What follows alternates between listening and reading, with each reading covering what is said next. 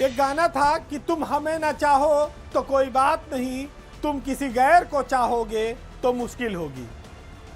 Samajwadi party में राज्यसभा के चुनाव पर घमासान मचा है। मामला पीडीए को नज़रअंदाज करने का है।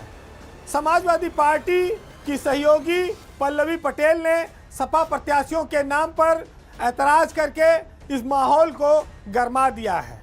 पल्लवी पटेल सपा की विधायक हैं, लेकिन वो सहयोगी दल की नेता भी हैं और उन्होंने जो बात कही है वो समाजवादी पार्टी के लाखों कार्यकर्ता भी कहना चाहते हैं, पूछना चाहते हैं, लेकिन अनुशासन के नाते वो हिम्मत नहीं कर सकते थे।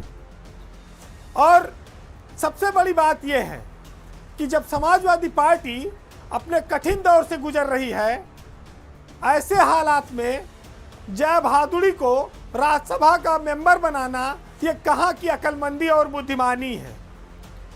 पार्टी चाहती तो जो 8 साल से सत्ता से बाहर है, उत्तर प्रदेश जैसे बड़े राज्य में अपने किसी कार्यकर्ता को, नेता को मजबूत पिलर बनाकर राज्यसभा में खड़ा कर सकती थी, लेकिन ऐसा नहीं हो सका। बहुत सारे राजनीतिक जानकार भी हैं, वो उनको भी ये बात बहुत अटपटी लगती है कि आखिर ऐसा जया बहादुरी में क्या है, कितनी उनकी राजनीतिक पकड़ है, कितना वो वोट दिला सकती हैं कि उनको समाजवादी पार्टी बार बार राज्यसभा में भेजती है। पार्टी चाहती तो ये कह सकती थी कि 4 बार आपको भेजा है, अब वो स्थिति नहीं है, अभी आप रुकिए, अभी पार्टी कार्यकर्ता को, नेता को भेजकर उत्तर प्रदेश में पीडीए का एक संदेश भी मजबूत करना है। लेकिन ऐसे समय में जब पार्टी के पास बहुत सारे नेता मौजूद थे, उनकी जगह पर जया बहादुरी को तरजीह दी गई। पार्टी चाहती तो किसी को भी खड़ा कर सकती थी, चाहे वो महिला के नाम पर जूही सिंह को भी भेज सकती थी, अरविंद सिंह जो पूर्व में राज्यसभा के सांसद हैं वो भी जा सकते थे, आईपी सिंह जैसे मुखर नेता जो समाजवादी पार्टी के लिए सोशल मीडिया से लेकर तमाम प्लेटफॉर्म पर झंडा बुलंद किए रहते हैं, उनका नाम भी कट गया। तो जो लोग पार्टी को आगे चल के संघर्ष में लाते, जनाधार बढ़ा सकते थे, वो लोग हाशिए पर चले गए और कायस्थ समाज के 2-2 लोगों को राज्यसभा में समाजवादी पार्टी ने भेजा।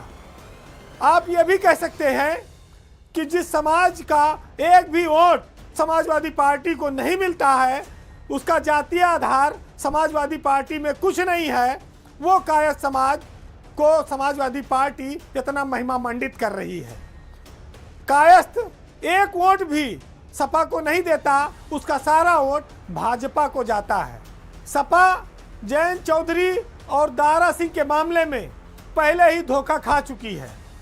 अब तीसरा डर स्वामी प्रसाद मौर्य की एमएलसी सीट को लेकर भी है कि अगर कहीं वो चुनाव से पहले इस्तीफा देकर भाजपा में वापस चले गए तो जैसे जयंत चौधरी के नाम पर एक राज्यसभा सीट निकल गई हाथ से, वैसे विधान परिषद की भी एक सीट चली जाएगी और दोनों स्थितियों में नुकसान समाजवादी पार्टी की सीट का हुआ, उनके कार्यकर्ताओं का हुआ। वैसे अब तीर तो हाथ से निकल चुका है।